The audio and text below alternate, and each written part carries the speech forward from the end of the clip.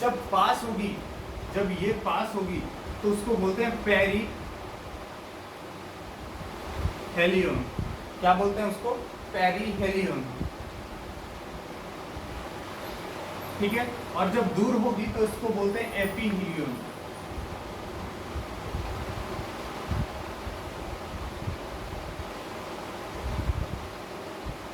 एपीहीलियन लगभग क्या कब होता है? 4 जुलाई। और पेरीहीलियन कब होता है? 3 जनवरी। ठीक है। 3 जनवरी अर्थ सबसे पास होती है सन के, और जुलाई 4 जुलाई अर्थ सबसे दूर होती है सन के। ठीक है। कुछ बात कर लेते हैं मून के बारे में। मून के बारे में कुछ बात कर लेते हैं। आर्ट में इतना ही है। ठीक है। मून के बारे में बात करते हैं।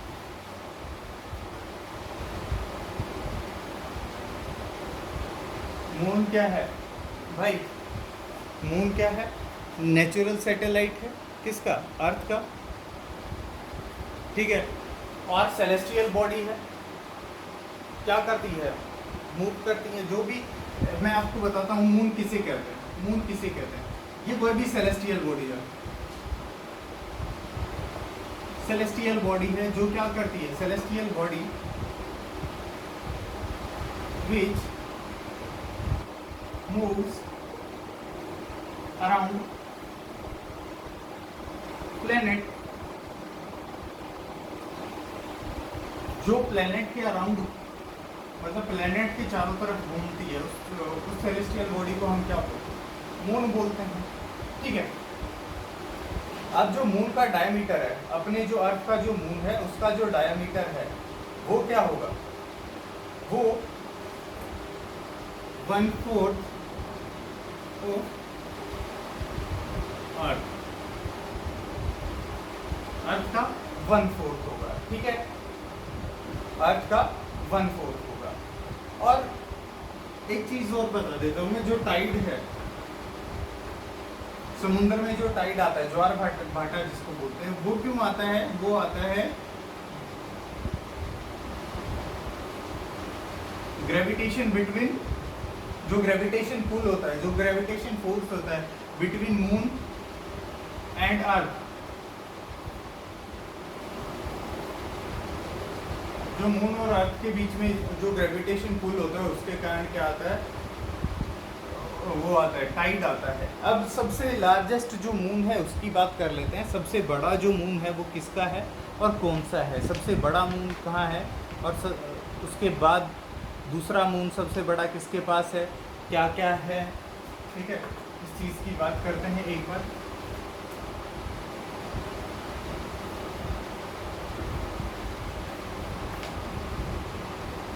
ठीक है। जो गैनीमेड है,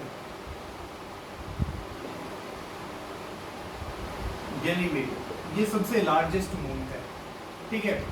जितने भी हमारे प्लेनेट हैं उन प्लेनेट में से सबसे जो बड़ा प्लेनेट है जिसको हम जुपिटर बोल रहे हैं, उसी का सबसे बड़ा चंद्रमा है। क्या है? कौन सा? गैनीमेड। ठीक है। उसके बाद टाइटन है। टाइटन है, ये किसका है? सैटर्न का, शनिदेव का है ये टाइटन। और गैनीमेड किसका है? जुपिटर का। आपने देखा होगा जुपिटर, और जुपिटर के बाद क्या आता है? सैटर्न। तो सबसे बड़ा, उससे छोटा, नंबर वाइज है ये दोनों के पास। ठीक है। डिस्टेंस कितनी है?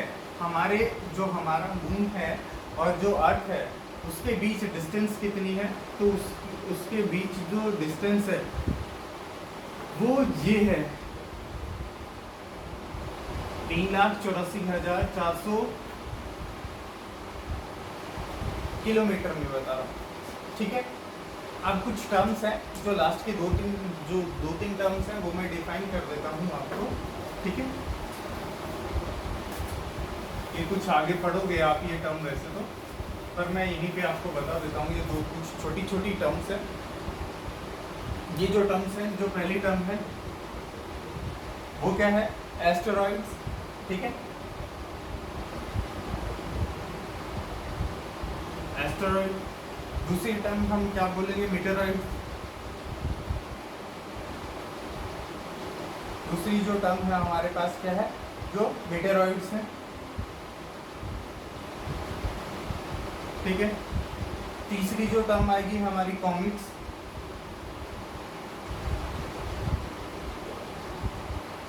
और जो चौथी जो टर्म है हमारी पल्सर। पल्सर। अब ये बताएं एस्टेरॉइड्स क्या होते हैं? ठीक है, जितने भी स्मॉल रॉकी एलिमेंट्स हैं, कहाँ मैंने एक बार आपको बताया था, मार्स और जुपिटर के जो बीच में घूमते रहते हैं उनको हम क्या बोलते हैं? जनरली एस्टेरॉइड्स बोलते हैं। मैं लिख देता हूँ आपको। ठीक है, स्मॉल रॉकी क्या है? एलिमेंट्स। रॉकी एलिमेंट्स है। ठीक है, जो कहाँ प्रेजेंट होते हैं? Present between Mars and Jupiter. ठीक है, अब मीटियोरॉइड्स किसको बोलते हैं? मीटियोरॉइड्स किसको बोलते हैं? अच्छा, इसमें से सबसे जो बड़ा है ना, जो सबसे बड़ा है उसका नाम हमने क्या दे दिया? सीरस। उसका हमने नाम क्या दिया है? सीरस बोला है, जो सबसे बड़ा रॉकी जो सब्सटेंस है। ठीक है, उसके बाद हमारे पास क्या है? मीटेरॉइड्स है। जो मीटेरॉइड्स हैं वो क्या होते हैं? अब देखो, जो ये रॉकी सब्सटेंस है ये कई बार क्या होते हैं, यहाँ से निकल के अर्थ की किस में आ जाते हैं? ग्रेविटेशनल फील्ड के अंदर आ जाते हैं। अब ये ग्रेविटेशनल फील्ड के अंदर आ जाएंगे तो अर्थ इनको क्या करेगी? अपनी तरफ खींचेगी। जब ये अपनी तरफ खींचेगी तो अर्थ का जो एटमॉस्फेयर है, आगे पढ़ेंगे एटमॉस्फेयर क्या होता है, सब कुछ पढ़ेंगे धीरे धीरे। मैं आपको बता देता हूँ, एक एग्जांपल देता हूँ। ये हमारी अर्थ है। अर्थ के चारों तरफ क्या है? अर्थ का वातावरण है। ठीक है, जिसमें हम सांस लेते हैं।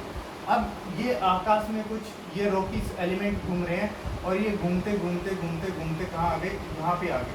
अब यहाँ पे क्या है? आकाश का हमारी अर्थ का वातावरण है। अब ये यहाँ से जब अर्थ की तरफ आएंगे तो ये अर्थ के जो एटमॉस्फेयर है इसमें क्या है? बहुत सारे चार्ज पार्टिकल हैं और क्या है? ग्रेविटेशन फील्ड है। और क्या होगा? यहाँ पे फ्रिक्शन होगा। उस फ्रिक्शन के कारण ये क्या होते हैं? जलते हुए दिखाई देते हैं। और ये आकाश में ही क्या हो जाएंगे? हमारे जो हमारा एनवायरनमेंट है उसी के अंदर ये क्या हो जाएंगे? खत्म हो जाएंगे। तो एस लाइक सब्सटेंस जो गिरेंगे वो नीचे गिरेंगे इसमें से। ठीक है, नेक्स्ट हम बात करते हैं कॉमेट्स की। ठीक है, कॉमेट्स क्या होते हैं? आइसी बॉडी होती है। कॉमेट्स क्या होते हैं? आइसी बॉडी होती है, आइस की बॉडी होती है।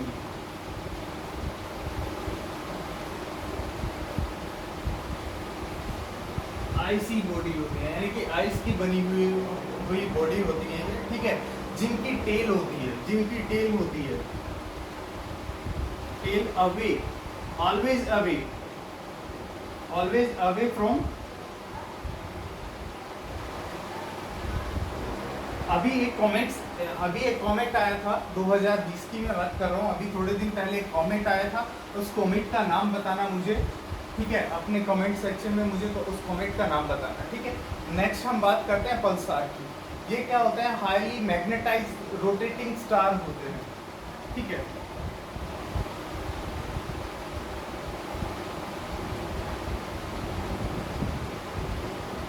हाईली मैग्नेटाइज्ड रोटेटिंग स्टार होते हैं जो क्या करते हैं?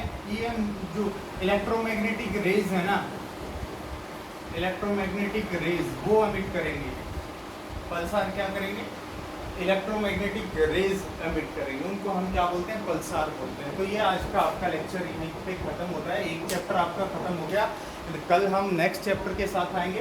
ठीक है, जब नेक्स्ट चैप्टर आएंगे तो आपका मेरे ख्याल से 8 दिन में सिलेबस कंप्लीट कर दूंगा आपका ज्योग्राफी का। साथ ही आज ही मैं आपकी शायद एसएस का कोई चैप्टर डालूं या फिर मैं आपके साइंस का आज कोई चैप्टर डालने की कोशिश करता हूं।